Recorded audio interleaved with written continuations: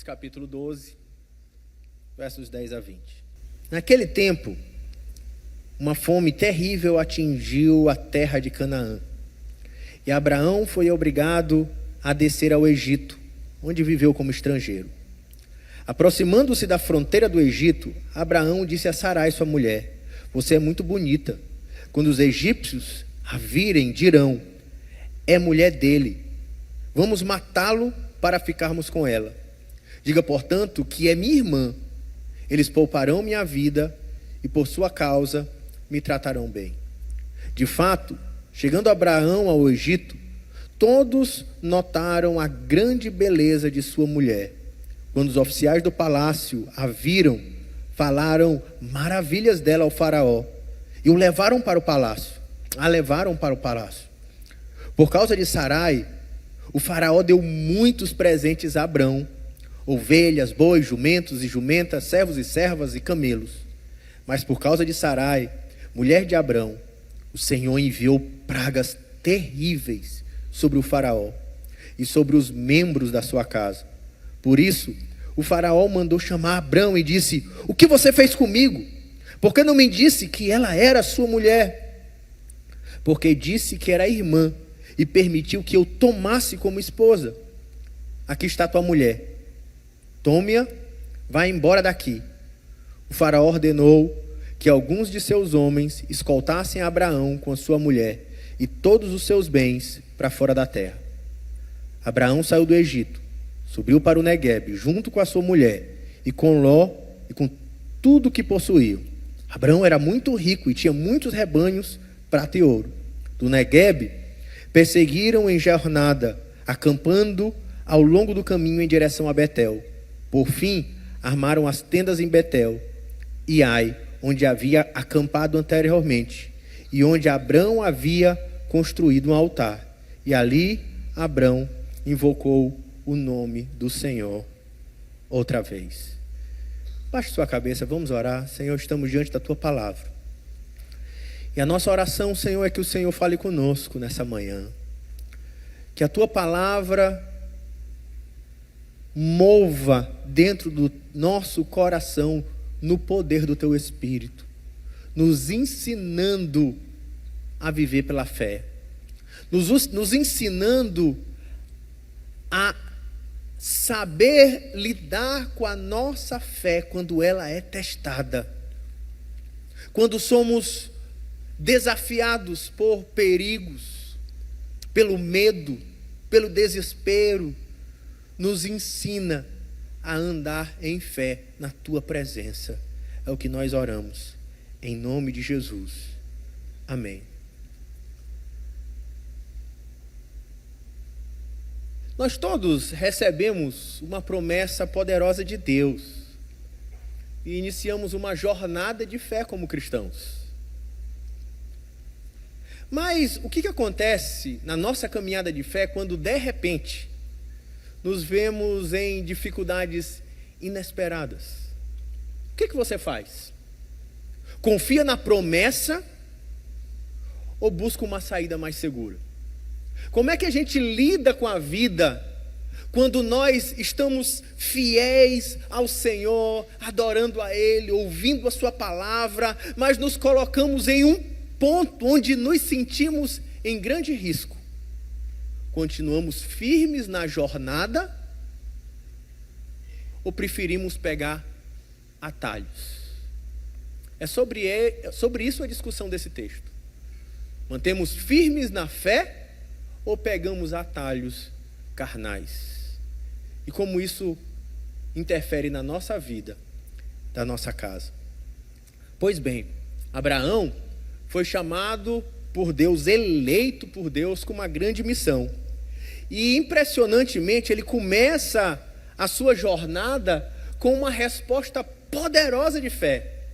Gênesis capítulo 12, no verso 1, que foi o meu sermão, o primeiro sermão desse ano, a gente percebe quando Deus vai buscar Abrão pela sua graça, lá na Babilônia, lá na terra dos rebeldes, entre os pecadores, e Ele elege um pela sua graça para dar início a um povo sobre a terra, e diz: Abrão, sai da tua terra, da tua parentela, e vai para a terra onde eu te mostrarei. Abrão larga tudo, abandona sua caminhada antes, a sua terra, e vai em uma jornada de fé, em um começo de caminhada marcado por fé na palavra de Deus, por obediência àquela palavra, e por levantar altares ao Senhor na terra prometida. Ele recebe promessas grandiosas de ser um grande povo que chegaria e habitaria em uma terra prometida, e lá ele estaria debaixo da proteção divina, que todos que ele abençoasse seriam abençoados, os que fossem contra ele ou os que o amaldiçoassem seriam amaldiçoados, e ele seria a bênção para todas as nações. A promessa de ser um grande povo de Deus, morando em uma grande terra, sob a proteção de Deus e mediando a bênção de Deus para todas as nações, para todos os povos. Ah, que promessas poderosas, e que início de fé, de jornada Abrão teve. Crer na palavra, obedecer para sair, deixar seus ancestrais, levantar altares. Mas agora, ainda que ele começou crendo e obedecendo, ele é colocado em um momento onde a sua fé foi testada, porque ele sai de Ur dos Caldeus e ele chega em Canaã, na terra da promessa. Mas diz o verso 10: naquele tempo, uma fome terrível atingiu a terra de Canaã. E ele então sai e volta, e ele vai na direção do Egito, que por causa do rio Nilo era uma região muito próspera, de muitos cereais, de muito mantimento. E ele então resolve caminhar na direção do Egito, ainda que ele havia promessas de estar naquela terra e prosperar naquela terra, onde ele teria a provisão de Deus naquela terra. Ele optou para descer para o Egito. E a expressão do texto que diz: ele foi obrigado a descer o Egito, onde viveu como estrangeiro. A ideia da palavra viveu no hebraico é a ideia de ele foi imigrar, ele resolveu sair da terra prometida para ir viver no Egito. Ele abandonou o lugar da promessa.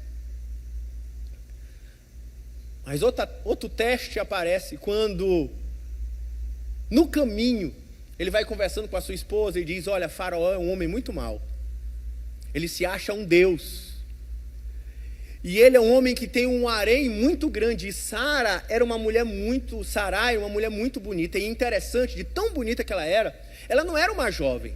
Normalmente, os poderosos chamavam para harém praticamente meninas, mocinhas. Mas Sarai tinha 65 anos naquele tempo. Mas ainda assim, tamanha era a formosura dela, que Abraão diz: ele certamente vai me matar, porque ele vai te querer como mulher para o seu harém. E o harém era um lugar onde ele pegava e escolhia a mulher que ele queria para ser seu objeto, sua esposa. Mas era quase que uma escravidão sexual dentro da sua casa. E ele diz: olha, ele vai me matar. E talvez Abraão estava pensando assim: eu preciso proteger inclusive a promessa de Deus, do descendente, do seu povo, da sua terra. A gente precisa se defender. E para que Faraó não nos mate, vamos fazer um plano. E ele faz um plano de: quando chegarmos lá, não vamos dizer que tu é minha esposa, vamos dizer só, e era verdade, mas uma meia verdade, que tu és minha irmã, só da parte de pai. Mas o problema é que uma meia verdade é uma mentira completa. E a pergunta que eu faço para você hoje, antes de avançarmos na reflexão do texto: o que fazemos quando a nossa fé é testada? Como lidamos quando, ainda diante de promessas tão poderosas de Deus para nós nos deparamos com dificuldades, com testes, com barreiras. Confiamos em Deus ou fazemos e seguimos os nossos próprios planos? E hoje eu quero te convidar a refletir comigo no perigo de confiar em planos humanos, em vez de confiar nas promessas de Deus. Olhe para o seu parente aí, o seu amigo que está do seu lado e diz assim: cuidado com os teus planos. Não confie nos seus planos, confie em Deus. Em primeiro lugar, a jornada de fé enfrentará provas. Em primeiro lugar, a jornada de fé enfrentará provas. Sim, não é porque eu ando em fé com Deus ou porque eu entreguei minha vida para Jesus que agora eu não enfrentarei lutas, dificuldades, fomes, ameaças de morte ou problemas na minha vida, no meu casamento, no meu trabalho, na minha saúde, etc. Sim, a jornada de fé é uma jornada que nos leva a enfrentar provas. E é essa primeira verdade logo que Abraão descobre. Ele enfrentou uma grande crise quando a terra de Canaã, como não é a primeira vez, vai acontecer com Abraão, vai acontecer com Isaac, vai acontecer com Jacó, na época de José. Há vários momentos onde a terra de Canaã passa fome, e há vários momentos onde eles descem para o Egito em busca de socorro. Mas agora Abraão é colocado em teste: confiar na promessa ou buscar um atalho? Ele escolhe descer para o Egito, em vez de esperar em Deus, sabendo que quando você chega nos versos de 1 a 9, há uma descrição tão poderosa de bênçãos. Quando ele sai na confiança de que Deus lhe levaria a uma terra que ele nem sabia qual era, e ele reage com fé, sabendo que Deus lhe faria próspero, numeroso, frutífero, protegido naquela terra. Mas na primeira dificuldade, mesmo Abraão, o pai da fé, ele teme, ele tem medo,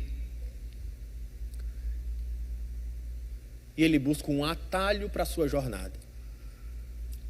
Pior do que isso, gente, pior do que isso. Olha o plano que ele faz. Ele chega para sua esposa, como eu já contei aqui, e diz assim: certamente eu vou morrer. Faraó é um homem mau, ele vai ficar com você.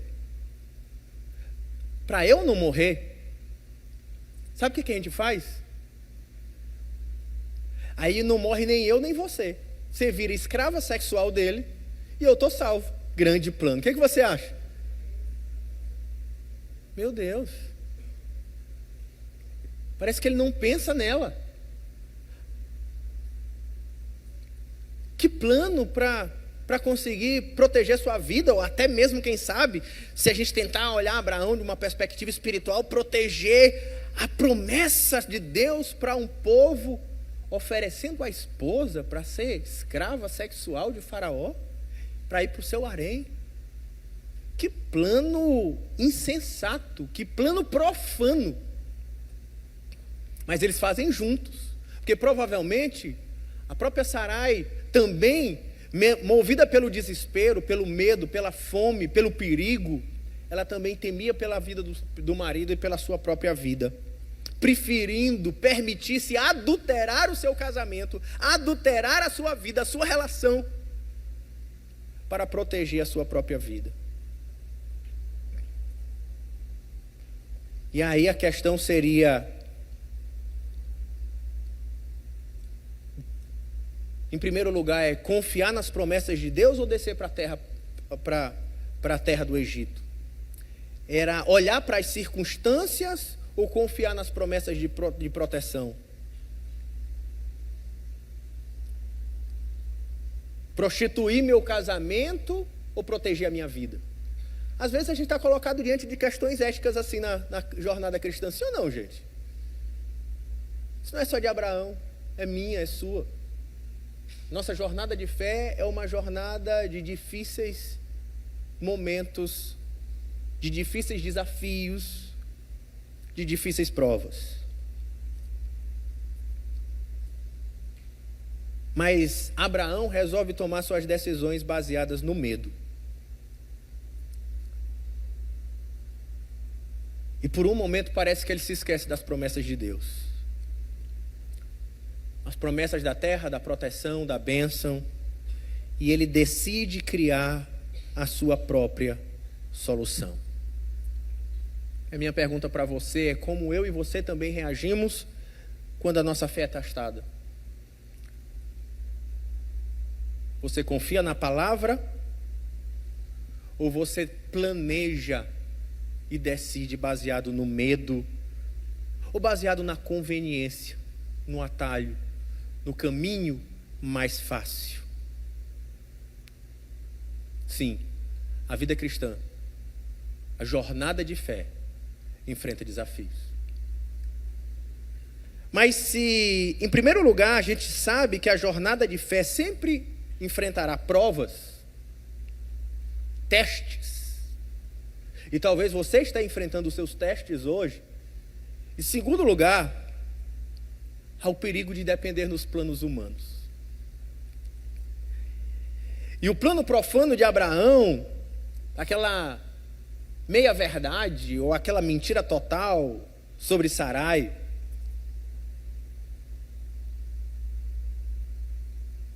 é um plano que eles desenvolvem juntos e eles executam, mas ele age pela carne e não pela fé.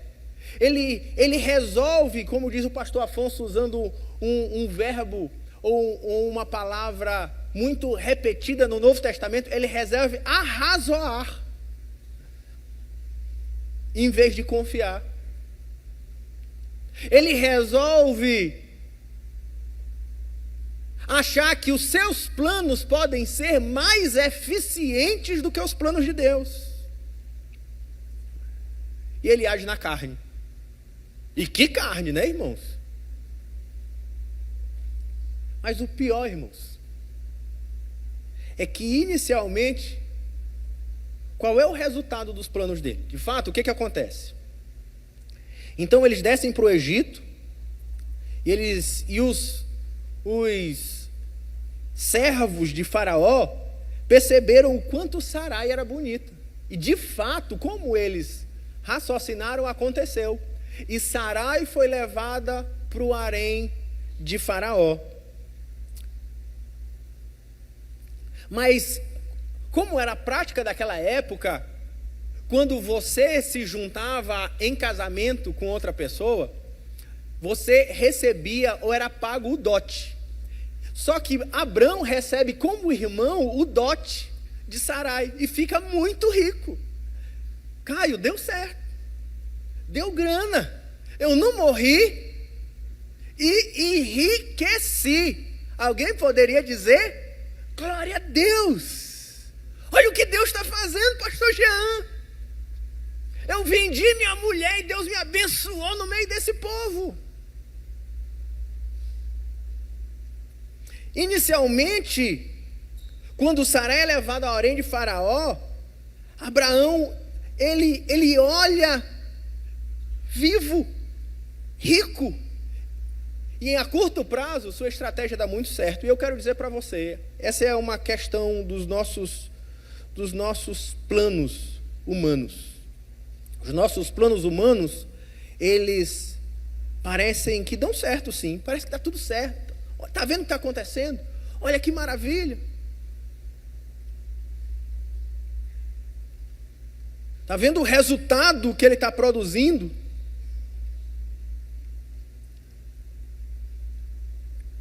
Aí eu até pergunto para você, será se alguma vez você já se viu aperreado, testado na sua fé, pegou um atalho e disse assim: deu certo, funcionou? Mas deixa eu dizer uma coisa para você. Provérbios, capítulo 16, no verso 25. Se você quiser anotar aí do ladinho, anotar aí para você pensar nisso com calma, diz, Provérbios 16, 25. Há caminhos que parecem direito ao homem, mas ao final são caminhos de morte. Alguém vai dizer assim: confia no teu coração. Você olha os seus caminhos e diz: olha, esse plano que eu fiz parece perfeito. Esse plano que eu fiz parece que vai dar tudo bem. E para mim parece direito, parece que está correto. Cabe até dentro da ética da minha profissão. Os resultados iniciais foram muito proveitosos. Mas ele diz: mas ao final é caminho de morte.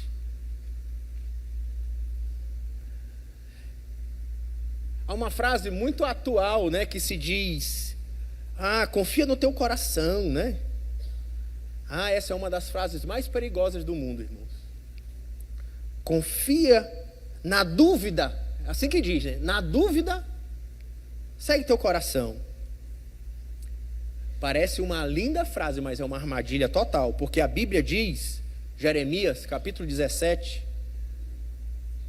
vou ler a partir do verso 7, para que você compreenda completamente a ideia. Diz: bendito é o homem que confia no Senhor, e cujas esperanças estão no Senhor.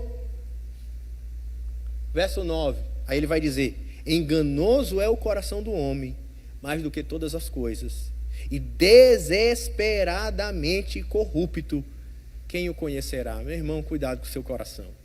Você faz planos, parece que vai dar certo, parece bom aos seus olhos, mas ele é enganoso, ele é desesperadamente corrupto. E o final dos caminhos da nossa mente, quando a gente resolve arrazoar por medo, por desespero, por incredulidade nas promessas, nos caminham a caminhos de morte. Pelo contrário, Provérbios capítulo 3 agora.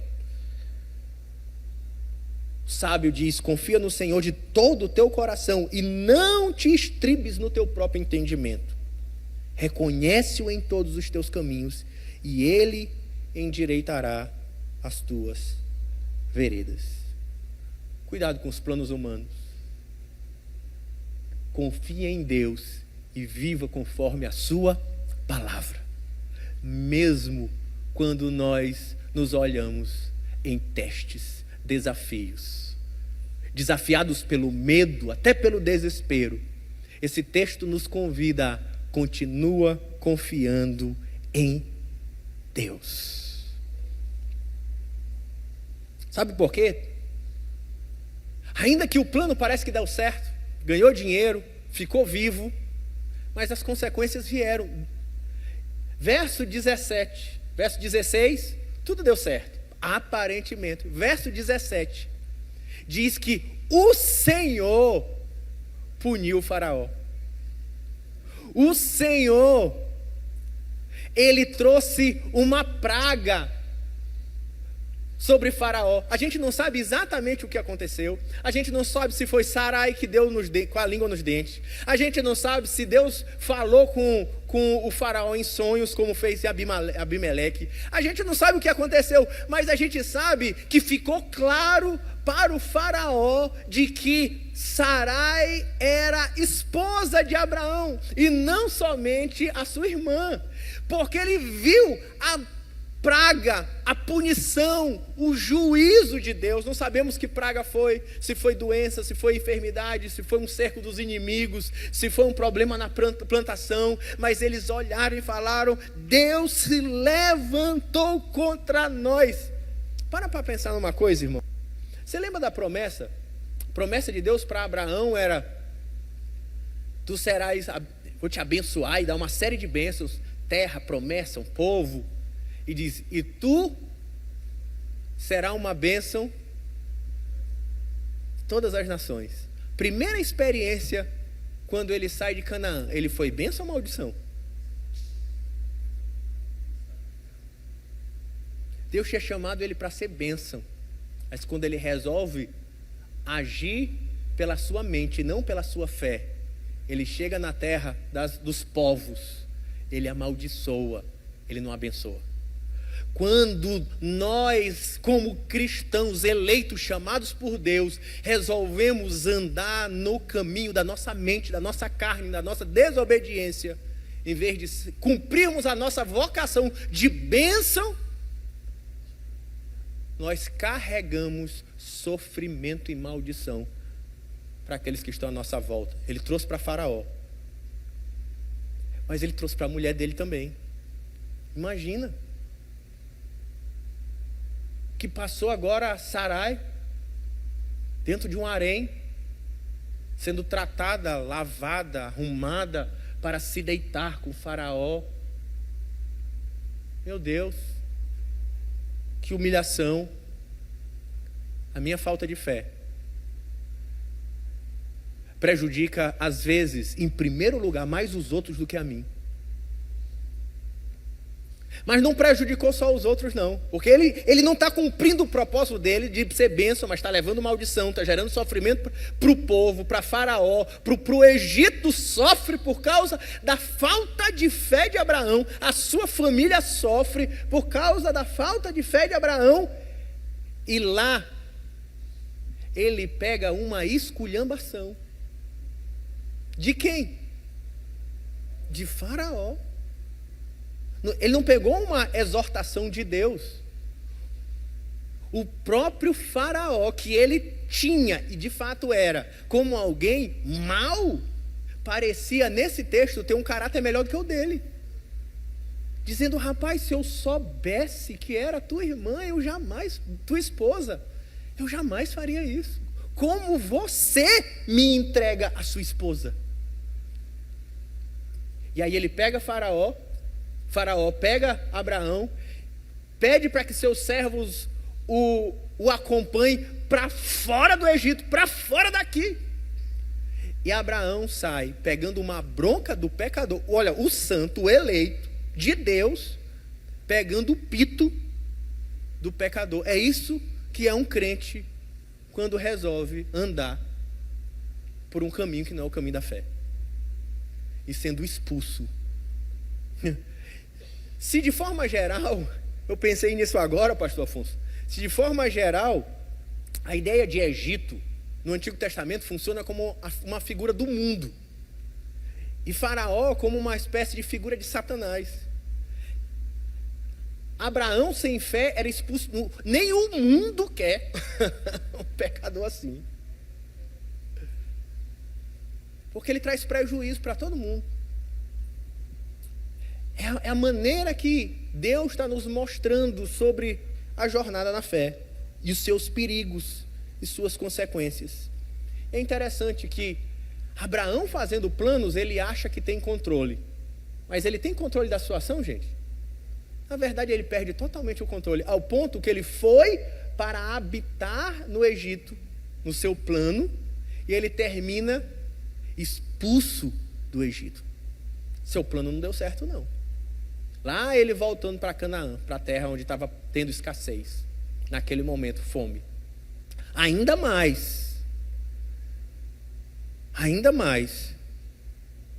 se você vai acompanhando versículo 12, 13, 14, e a história de Abrão, 15 especialmente, 16, 17, Abrão tem uma história de bênção. Sobretudo, a ideia de bênção na história de Abraão é a própria presença de Deus. Deus fala com Abrão: sai da tua terra, da tua parentela, e ele anda com Deus. Se você olhar, quando você vai para o capítulo 13, que agora Abrão, ele aprende com essa lição, se arrepende, e ele volta a agir por fé. No final do 13, Deus fala de novo com Abrão, e ele levanta altares. No capítulo 15, depois da guerra, capítulo 14, depois da guerra, que ele vai para proteger Ló, no capítulo 14, ele tem um encontro com Melquisedeque, uma figura, um tipo do próprio Cristo, e ele tem uma espécie de ceia naquele momento. No capítulo 15, Deus renova as suas promessas. Abraão vivia no altar de Deus, mas no capítulo 12, de 10 a 20, nada de altar, nada de voz, nada de presença. Deus não era com ele. Deus não aprovava seus planos pessoais.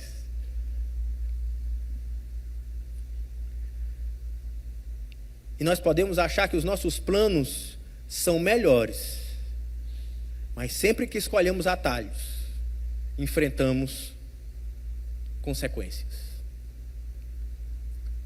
Vou dizer de novo.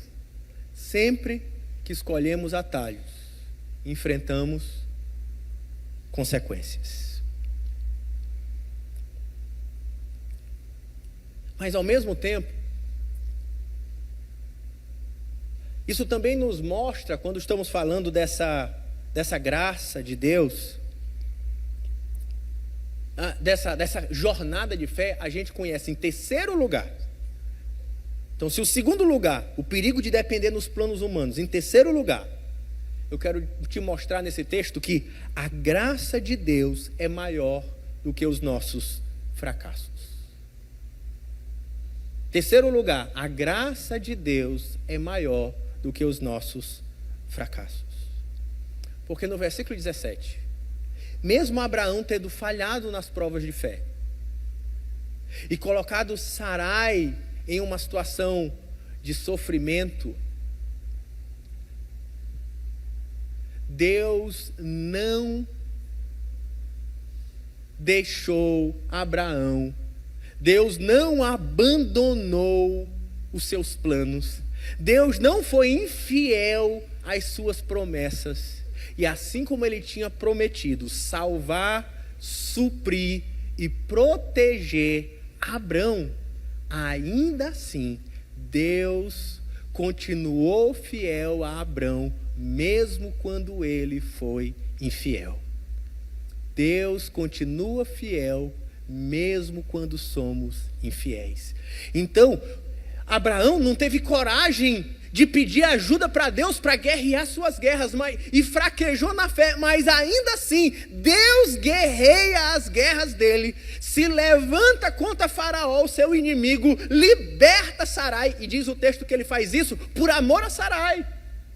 Ele cumpre as suas promessas, ele livra Sarai, ele protege o seu povo, ele ama os seus eleitos. E ele faz isso não porque ele salvou Sarai porque Abrão era um santo? Sim ou não? O que você acha? Ele salvou a Sarai porque Abrão é um homem de fé? Ele salvou Sarai porque Abrão é um exemplo de integridade? Ele salvou Abraão e sua família por pura graça de Deus. E como diz a própria palavra graça, que muitas vezes não conseguimos entender, somos salvos e preservados na presença de Deus, não por causa dos nossos méritos, mas porque fomos amados e escolhidos pelo nosso Senhor, que disse: sai da tua casa e da tua parentela e vai para a terra prometida. Fomos salvos pela graça de Deus. É obra dele, não é obra minha, não é obra sua, não é a nossa performance, é a graça de Deus sobre Abraão e sobre mim, sobre você. A graça de Deus é maior que os nossos fracassos. Abraão falhou, mas Deus não o abandonou. Abraão teve medo da guerra, mas Deus fere a casa de Faraó e guerreia as guerras do seu povo. Deus é fiel à sua promessa, mesmo quando somos infiéis. E essa verdade ainda precisa ser entendida com maior profundidade, porque ele salva a Sarai e mostra três aspectos da promessa de Deus. Primeiro, a fidelidade de Deus. Deus é fiel quando nós não somos fiéis. Ele continua sendo fiel. Segundo, Deus é fiel pelo seu amor para conosco. Ele teve compaixão de Sarai. Ele olhou Sarai naquela situação e teve compaixão daquilo que a gente faz com a nossa própria vida, como a gente bagunça a nossa vida com o pecado. Muitas vezes a gente faz aquela pergunta assim: por que coisas boas, ruins acontecem para pessoas boas? Alguém já fez essa pergunta, será, né? Por que coisas ruins acontecem para pessoas boas? Eu vou dizer assim: realmente isso aconteceu só uma vez, e foi com Jesus Cristo. Porque para o resto, não há pessoa boa na terra. Todos nós bagunçamos a nossa própria vida com os nossos pecados, igual Abraão fez.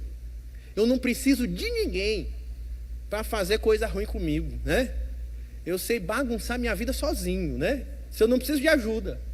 Eu e você. Vivemos enrolados nas consequências dos nossos pecados, das nossas decisões, da nossa falta de fé. E aí, irmãos, é interessante de que mesmo assim, o Senhor não desiste de nós. Você pode dar um glória a Deus por isso? O Senhor é conosco. O Senhor é com Abrão. Ele protege, ama, se mantém fiel. Especialmente porque a promessa de Deus, qual era a promessa de Deus? É que faria de Abraão uma grande nação. Dele sairia todo o povo de Deus, e que sairia dessa semente o próprio Senhor Jesus Cristo, seguiria essa semente. Se Sara morre, a semente santa, a promessa da descendência entrava em risco, mas Deus zela pela sua própria promessa. E Ele zela por esse povo, por essa semente, por esse Israel que sairia dos descendentes, por esse Cristo que sairia dos descendentes, por essa igreja que seria dos descendentes. Ele ali está zelando por você também. Deus protegendo a nossa vida, a nossa salvação nas suas mãos.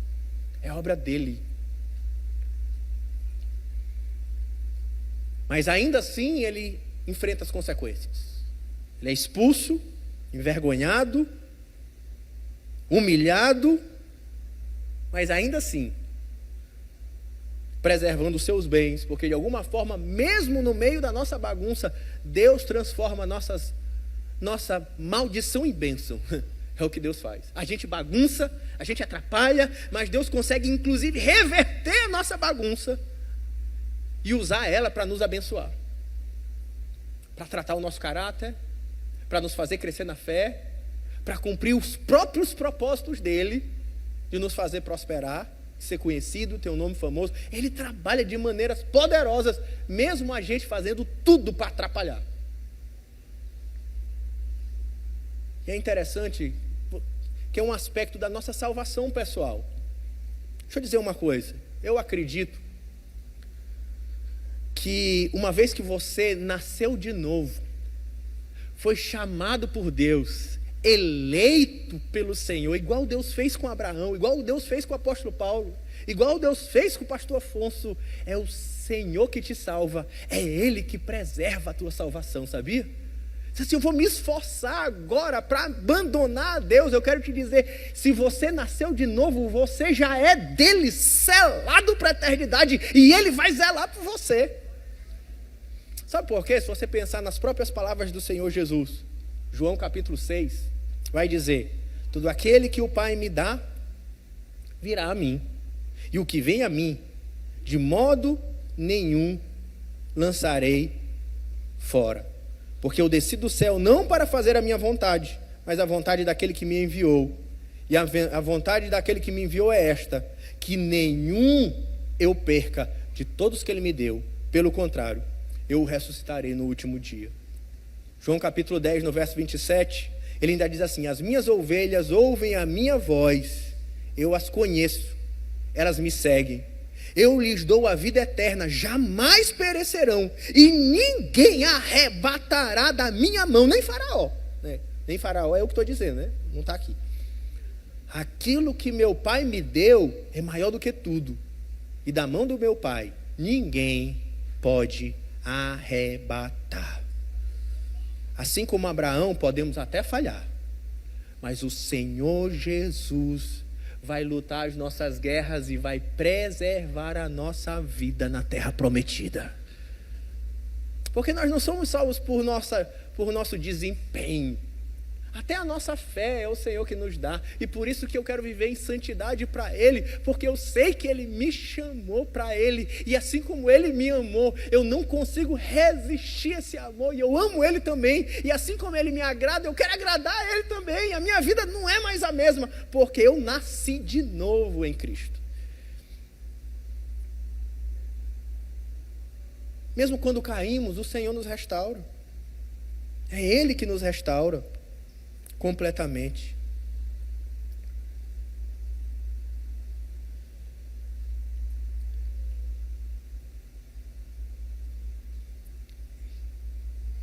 Por exemplo, Pedro, ele negou, assim que Jesus vai no caminho da Getsêmani, naquele processo, Pedro nega Jesus 3 vezes.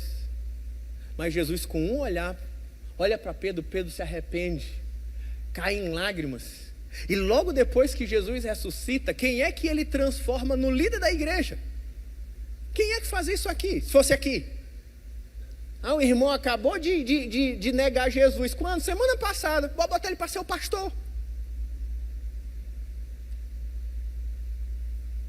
O Senhor é o Deus que preserva a nossa fé e conduz, e nos conduz, Ele nos restaura a sua presença. Ele é aquele que é poderoso para nos guardar dos tropeços. A fidelidade de Deus para os seus eleitos supera os seus erros. Mesmo quando caímos, Deus nos levanta e nos restaura. Por isso nós somos chamados, irmãos, a entender que Deus nos chamou para perseverar na fé. Não desista. Fica firme na palavra, fica firme nas promessas, confia em Deus.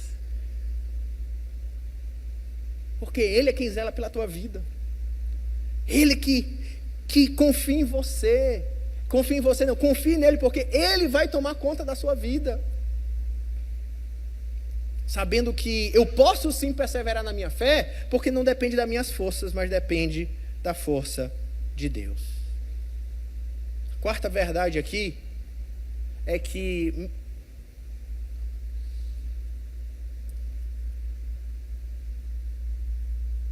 o Senhor é o caminho, mesmo quando falhamos, o Senhor nos leva de volta para a terra prometida.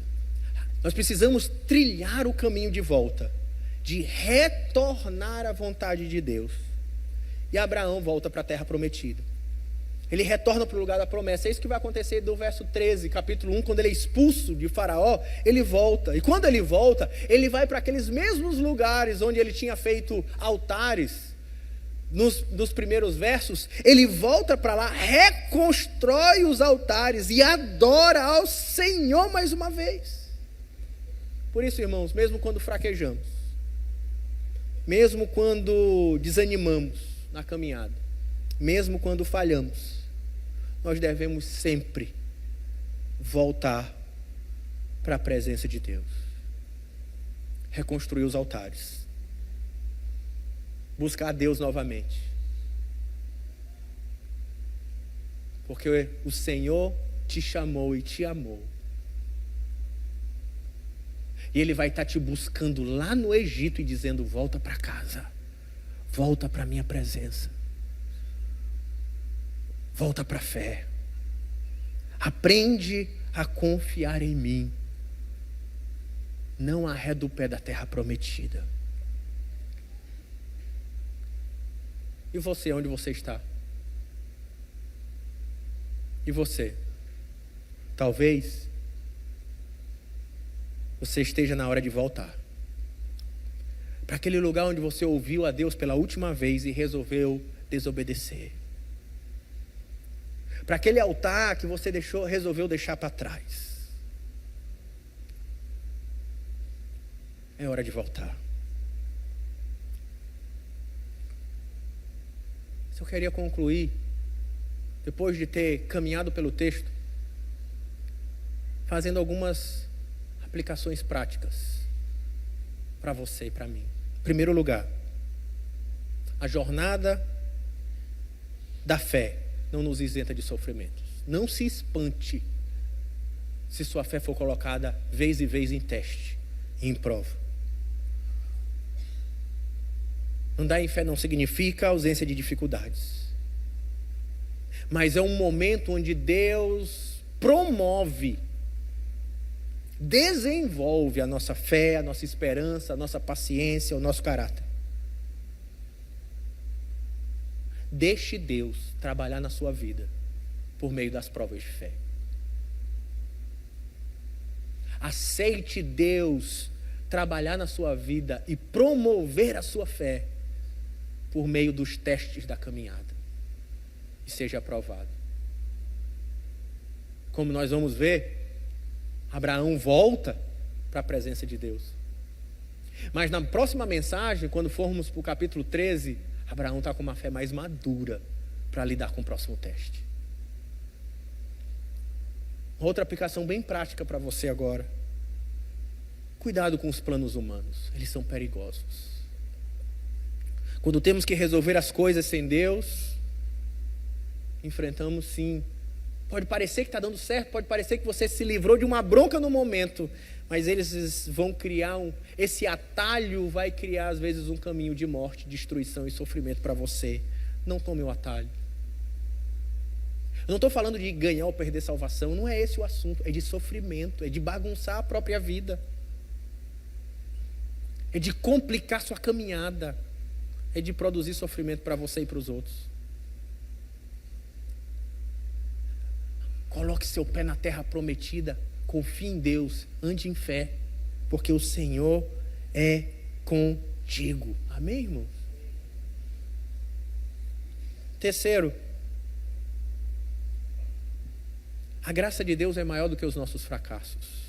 E essa aplicação prática que eu quero fazer aqui, irmãos, reforçando a história de Abraão, mas pensando em nós, é de que às vezes a gente tem uma ideia de que ser crente, olha o que eu vou dizer para você aqui, de que ser crente é ser um cara infalível, é ser um super-herói da fé.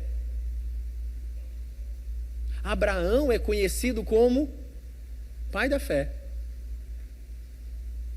mas o pai da fé vendeu a mulher. Davi é conhecido como homem segundo o coração de Deus.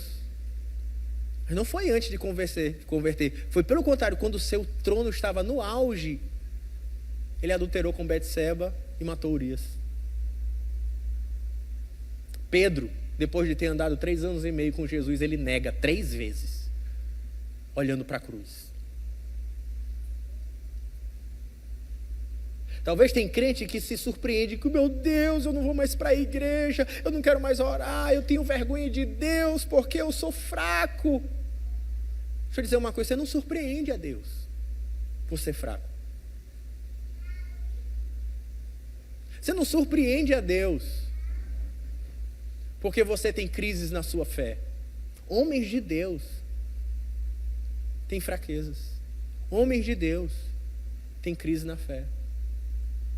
A jornada de fé é uma jornada de grandes picos de heroísmo, como o de Elias, que fez um sacrifício ao Senhor e caiu fogo do céu, mas logo depois ele teve medo da ameaça de uma mulher. Jezabel foi para o deserto e disse: Senhor, eu quero morrer. Isso é caminhada de fé.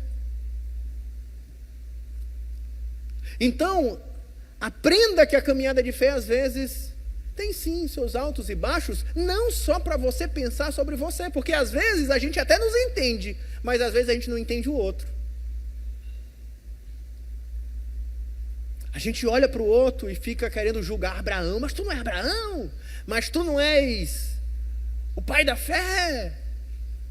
Jornada de fé é assim, é de altos, baixos, acertos e erros, porque ela é movida pela graça de Deus.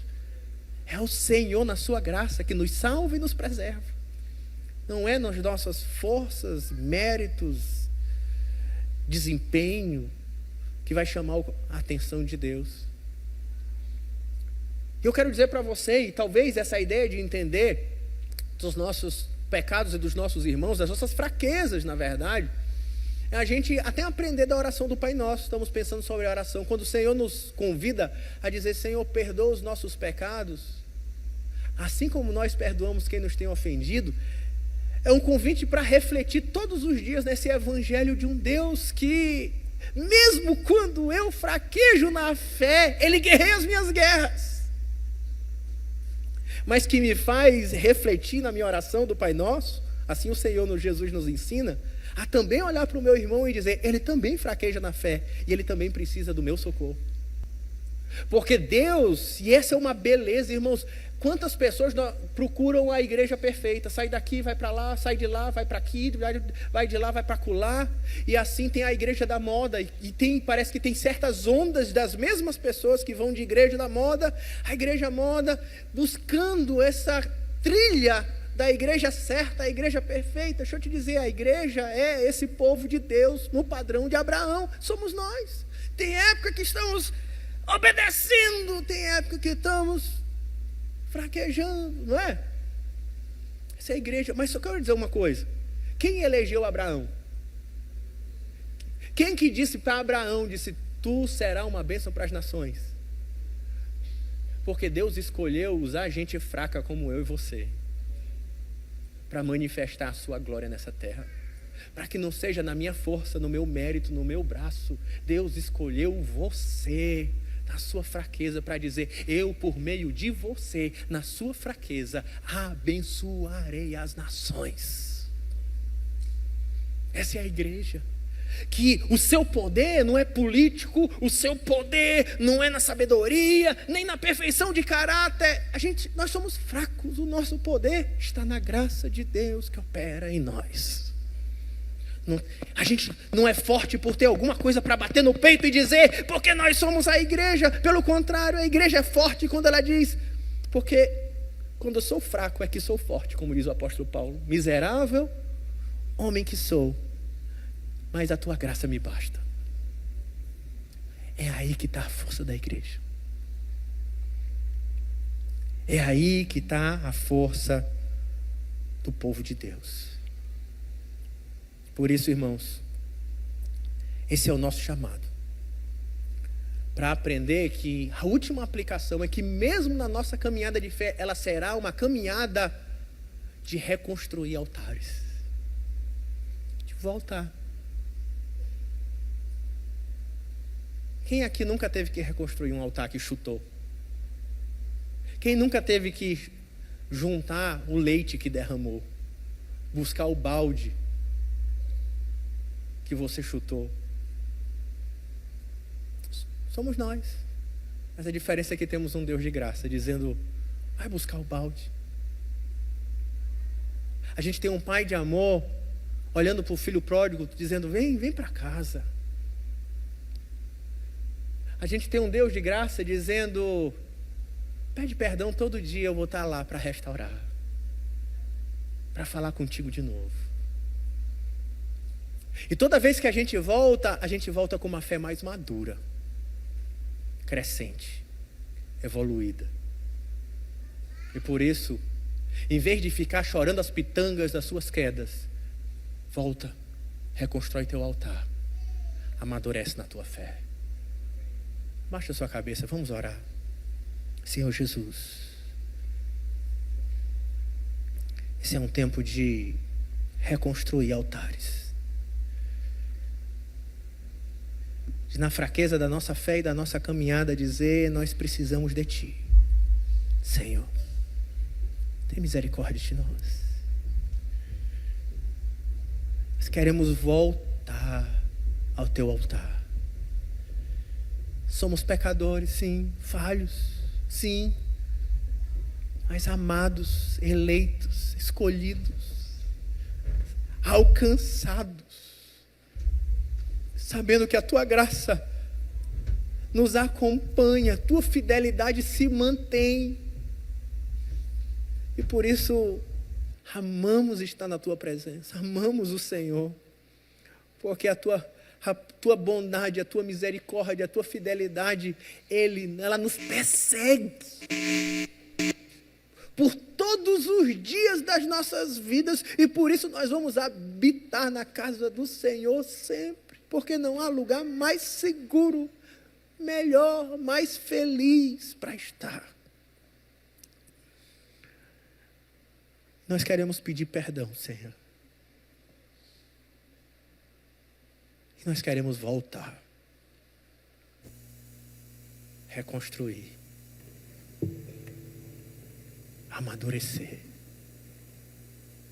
nos comprometer contigo mais uma vez. Recebe as minhas lágrimas,